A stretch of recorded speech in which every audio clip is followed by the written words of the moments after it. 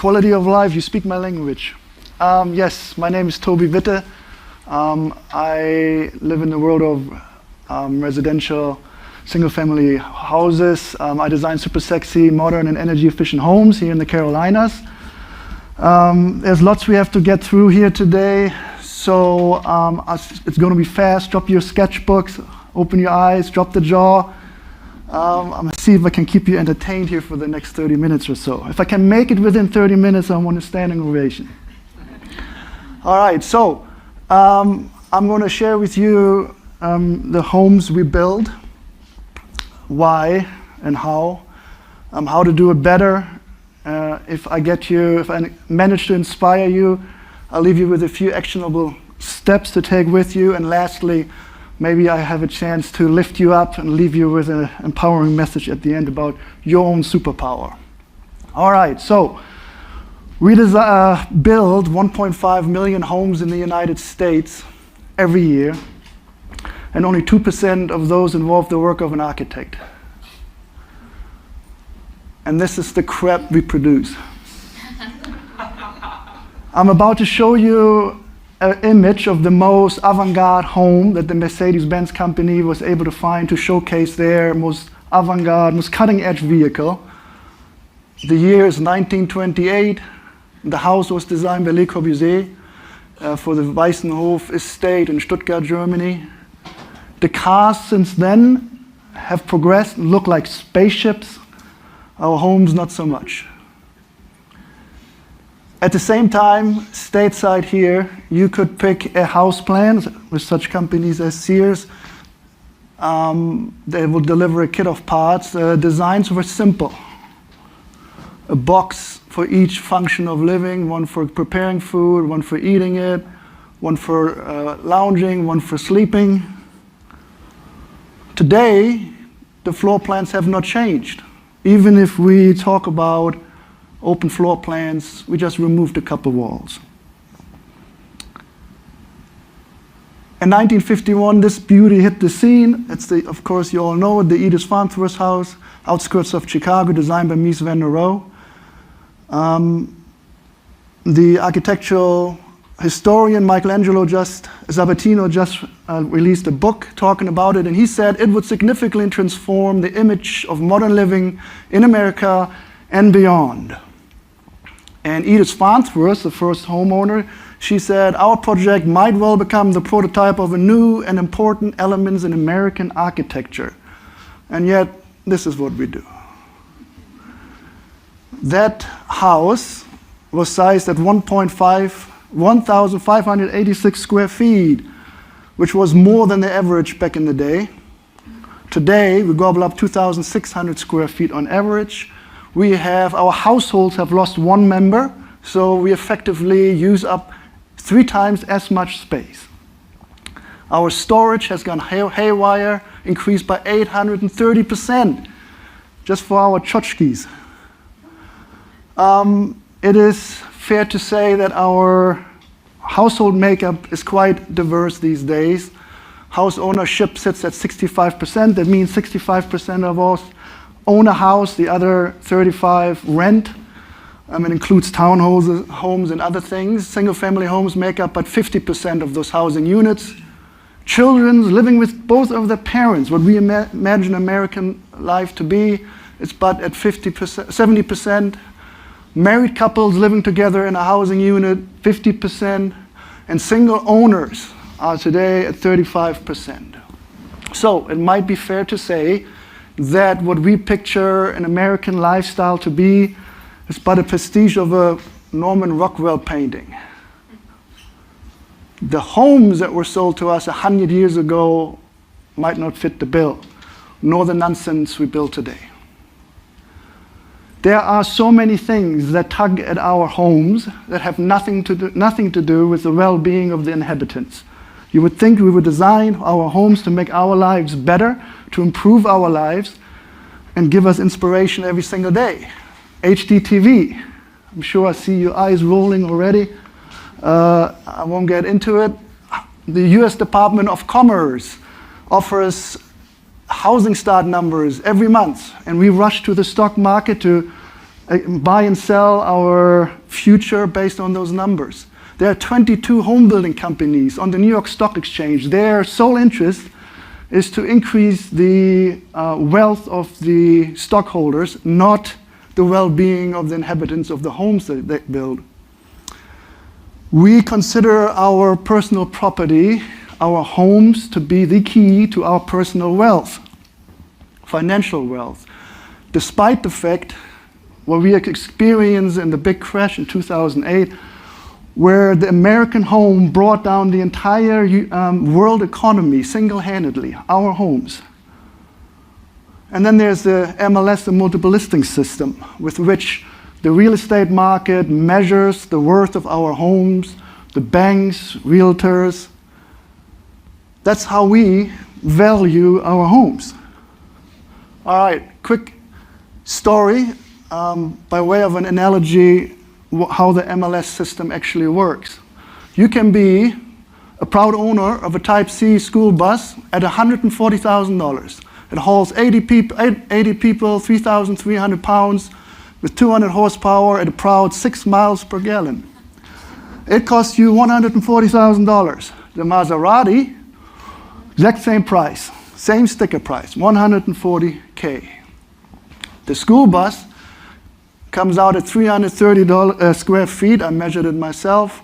The Maserati, 100 square feet. So the square foot price of the school bus is a nice, affordable $467 a square foot. Lovely. The Maserati, whew, unaffordable, $1,400 a square foot. The school bus is what our real estate system values and deems reasonable for you to purchase. Even though what you really want to do is drive down that nice machine, the hairpin turns down the mountains, your loved one next to you, wind blowing through your hair, revving that engine, that's what you want to do. It costs the exact same thing. The sticker price is the same. Yet the school bus is what we are being sold. McMansions. Why, oh why are we building McMansions? Well, if you are planning to build a spec house in a neighborhood, or you, mostly architects here, work with a builder developer, they are,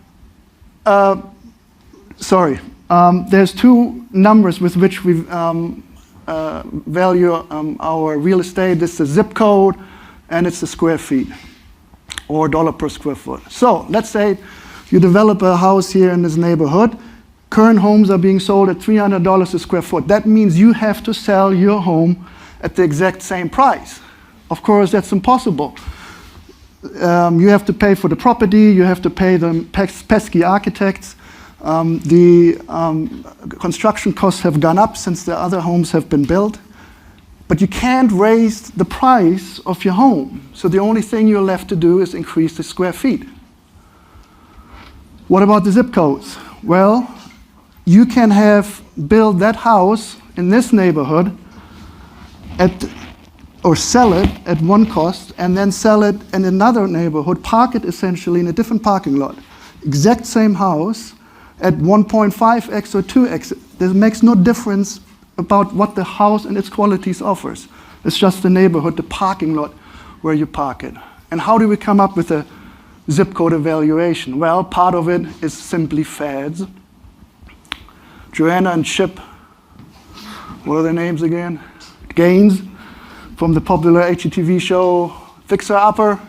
When they started their shindig in McLennan County, Waco, Texas, the property prices increased by 52%, simply because they were dancing around in that particular backyard.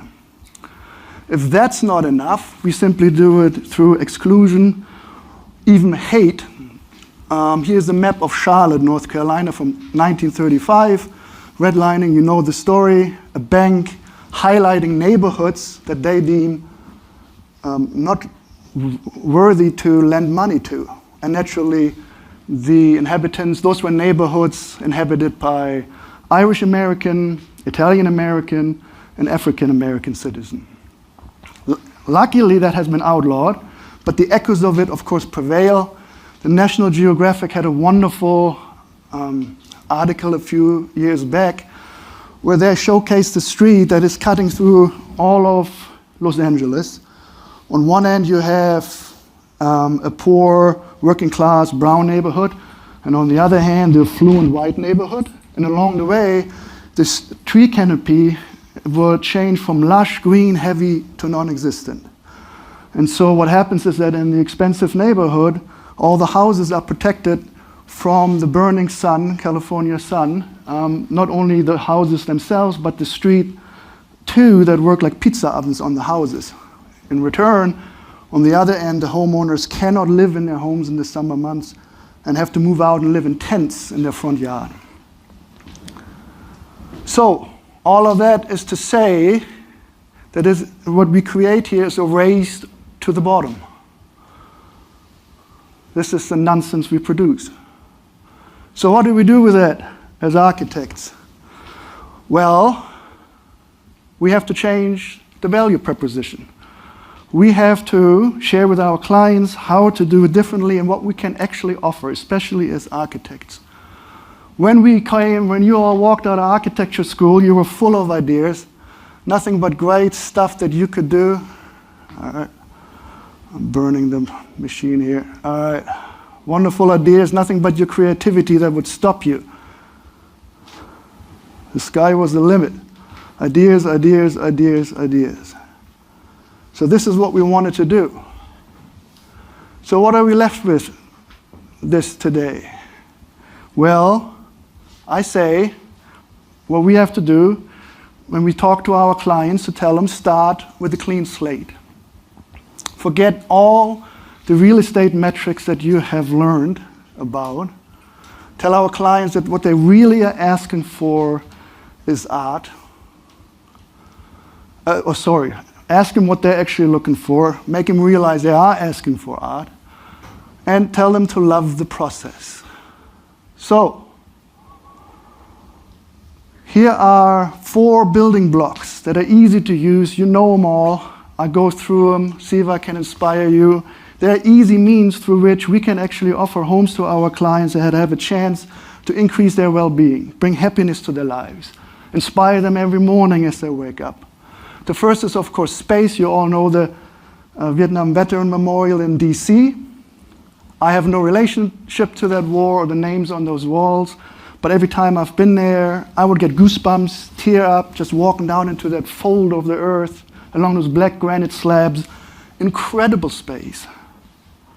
The Pantheon in Rome, it plays wonderfully with the space, the big open plaza up front. You get squeezed through the double doors in front, and then you enter that big spherical space that opens up to the oculus above, to the heavens and the Pantheon above. Well, here's the Hood River residence, Scott Edwards architecture in Oregon. They did not put cells of spaces next to each other, but instead they used these building architectural elements, exposed concrete walls, steel structure, wood structure here, all of these pieces put together to create a space that is wonderful. Who wouldn't want to sit in there? Here's the Seascape Retreat from Patterson Associates in New Zealand. I mean, it's all about this spot right there, right? Gorgeous, this entire affair, so you can sit there.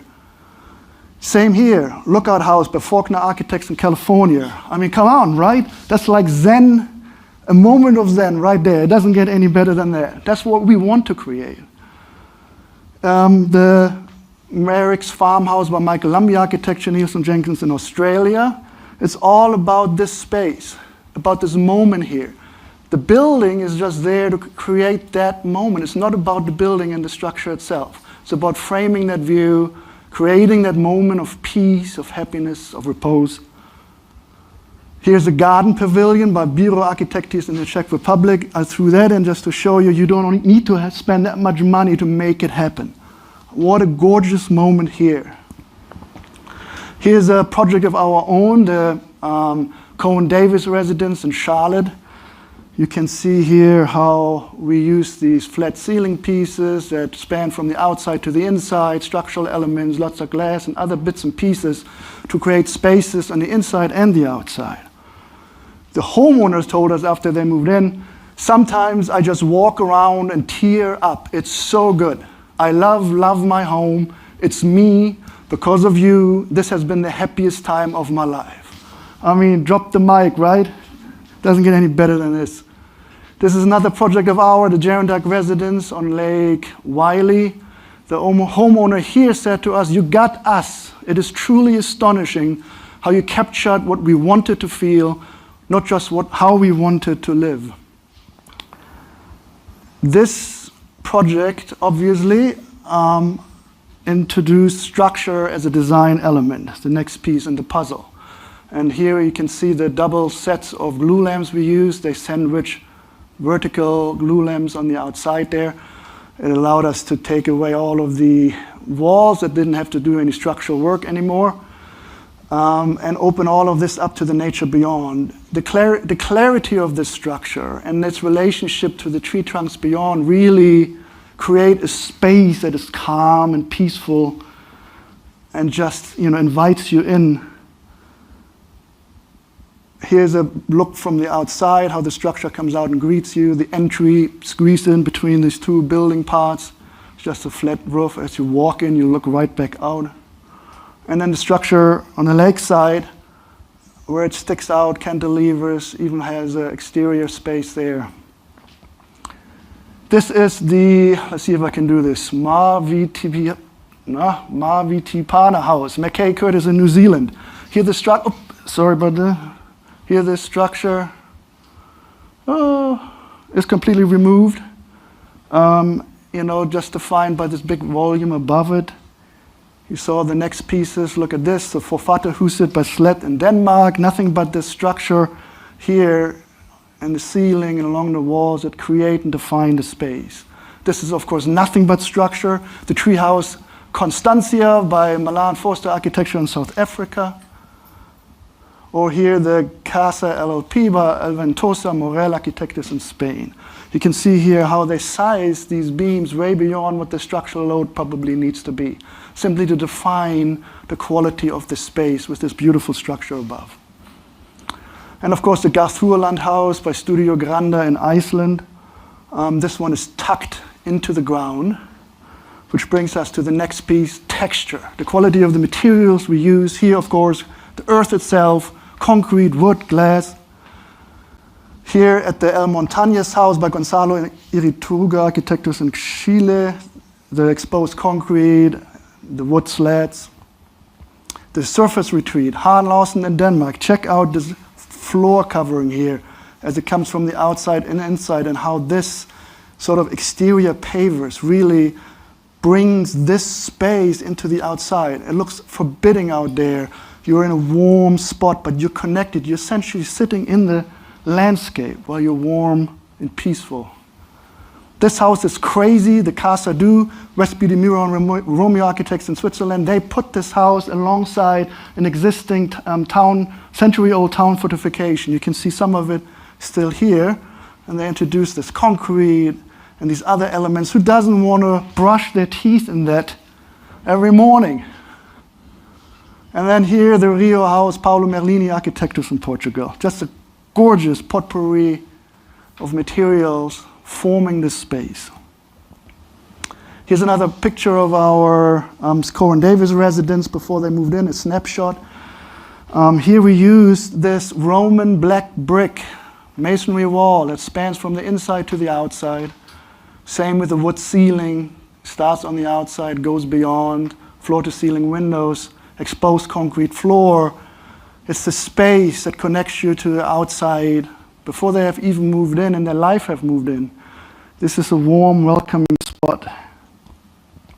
Here's the outside. You can see the same elements creating sort of the street facade, if you will. A look from the inside, you can see outside spaces and interior spaces of different qualities with all of these building elements creating these moments. Here's our Bad residence on Lake Wylie, exposed concrete CMU, wood floor here at the staircase, exposed concrete. There are these little rusting tabs from the sheathing we left in. Wood ceiling that spans from the inside to the outside. In the same house, you can see how the concrete walls span through the house, defining the spaces, but introducing this richness to the interior. just to share with you that you don't need that much money to make this happen. This is our own home, and trust me, we didn't have any. But even here, we introduced this brick wall that cuts through the entire house. The space, this pinwheel around it, are defined and enriched by this wall. It starts on the outside, the entry, it invites you in. And then on the other side, it sticks out in our primary bedroom, still bringing that richness in, and then also still defining spaces in here. For the Schönberg residence in Charlotte, we picked up this piece here. It's a leftover skeleton of a steel screen. It's 4 feet by 8 feet. It's a leftover from some kind of manufacturing process. This piece might be in your car right now, your couch, I don't know. But the leftover thing we picked up, cleaned it up, sealed it, and then installed it as a balustrade next to the staircase. And the homeowners, after they moved in, turned it into a magnet board. Here's another picture of the Gerenda comb with all of its materiality here. The wood structure, exposed concrete wall, wood floor, black wood ceiling, glass, wood beams, the whole shebang. And here, the Maison Saint-Léger, Minute Architects in France. They put this house, I'm already giving up the next piece, but they put this house in this ruin of a building, introduced these new materials, warm, inviting spot. It brings us to the last building block, which is the most ephemeral of them all, light and shadow. We get to design with it to create these wonderful spaces. And of course, see how this light filters here through this window into this window box, ready for you to curl up and read a good book. Here's a house in Koinaka, Yutaka Yoshida Architects and Associates in Japan. See the sliver of a window here along the wall, allowing the sun to come in, wash down this wood wall, and bring this warmth into the building. They did the same trick here, the Lightwell's house by MA Style Architects in Japan. Here they essentially peeled back the roof, exposed the structure all around the perimeter, allowing for the sunlight to filter through and create this wonderful play of light here along the walls and floor. Same here at the Brighton Townhouse, Martin Frederick Architects in Australia. Or this Hobbit-like house, the Ruin Studio by Lily Jenkins Studio and Nathaniel Durant Architecture in the United Kingdom. They put this house also in a ruin of a building, created these Hobbit-like spaces and these oculi that allow the light to pour in and have this light play along the floor. All right, quick little story. This is our Schönberg residence. We created this climbing library in between 3 children rooms, 3 daughters. And they got to climb up here, sit down, rest, play, read books, do their homework. It sticks out on either side of the building. Here's the bottom end. This is just a box about this size. They can climb in, stick out over the backyard. But you see here that we introduced this awning to protect these tall windows, and we choose to use perforated metal. And what it did, it would filter the sunlight through and create these wonderful pools, puddles of playful light on the floor and the ceiling inside. What we didn't know, and I wish we could claim, is that it was doing the same at night, where the moonlight would do the same thing. And what our client told us, the mother, she would wake up in the middle of the night with an anxiety that only a mother knows, would find her way up to the children's wing, walk through that puddle of this cosmic light, climb up the climbing library, and finally rest at the very top platform, where the moonlight would filter through the trees as well and enrich that space. And so she would finally find sleep up there amongst, if you will, her sleeping children. I found a picture of the top landing. This is one of their daughters. These are our daughters. They are now in college. All right, you say, Toby, fine. I've heard all this before. But you don't know how my clients work, how my life looked like. None of that I get to do. It gets stomped on. How are we going to do with this? Well, what I propose is that we sell our clients what they want, but then go turn around and give them what they actually need. And so it's upon us to just do what we're trained to do and enrich their lives. They will thank us after the house is finished as they move in and experience it. And so what I will leave you with as maybe actionable steps is this thought that whoever educates their market leads their market. And so if you go out there and tell the world what you know, your skill set, the power you bring to every single life you touch, you might have a chance to do the art that you're trained to do. And how do you do that? Well, you throw a bunch of content out there. Here's what we do. For instance, AI, all those pictures of the architecture up front, the architecture student coming out of school, these are all AI renderings we share on our social media channels simply to inspire our potential clients with what is possible. The projects I shared with you, we share once a week on our social media channels, highlight why we think these projects are beautiful, and then also highlight the architects who work on this, just to give our prospective clients an idea of what is possible. Blog posts. Here we work with a builder who talked about, he's a green energy builder. He talked about mineral wool insulation here and the improvement of indoor air quality. We were highlighting them as well as their knowledge. FAQs on our website and on our social media channels. We answered the questions of our clients. They come to this, they've never done this before, they have nothing but questions, so we answer them for them. Our website. We built our website not to impress other architects, but rather to be informative to our clients. We went as far as giving them a calculator where they can plug in and play and find out what their money can actually buy and what our fee roughly might be. That's the first question they have. How much does it cost me? Well, this much. Videos. The story of the school bus lives on our YouTube channel. Brochures. Before anybody engages with us, we send out this 20-some page brochure that talks about everything we just talked about today and then some. Wet their whistle and get their mindsets poised for what's to come. Talks. Do talks, preferably not in front of a bunch of other architects. I love you, but still. Exhibits. Here our Cohen Davis residence was showcased in an exhibit about modern homes in the Carolinas. Podcasts. Again, everything we talk about today lives on a podcast. And if that's not enough, we wrote a book, Supersizing Bliss. Now, one last or second to last thought here is about your superpower. 2 simple steps to take you there and allow you to plug and play are these. First, stop charging by the hour. That's simple. Stop charging by the hour. And the second one, stop charging for your deliverables. There is absolutely no value, no correlation to the hours you spend or the drawings you produce to the well-being of your clients.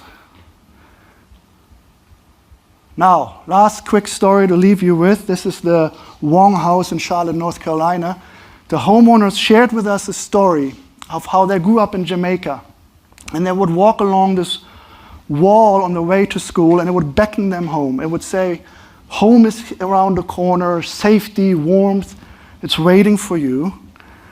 We listened and we introduced, of course, these wall elements here that pick you up and guide you into the front entry. Here's a picture from the back side. It kind of shows you the entry here. These walls have been built without them creating any measurable square feet. What they do instead, they connect the homeowners to their long-lost memories and their upbringing, their life story. And they gladly paid for that without them creating a single square foot. And so, all of that is there for you to share with your clients. That's the actual value we can bring to our clients. And if we plug into that, we might have a chance to move from contracted draftspeople, overworked and underpaid, right, to actually life-affirming expert architects. That's it. You can find all of this and the book at supersizingbliss.com. I'm not supposed to do self-promotion, but there's a 30% discount code. Go get yourself a book. Thank you very much.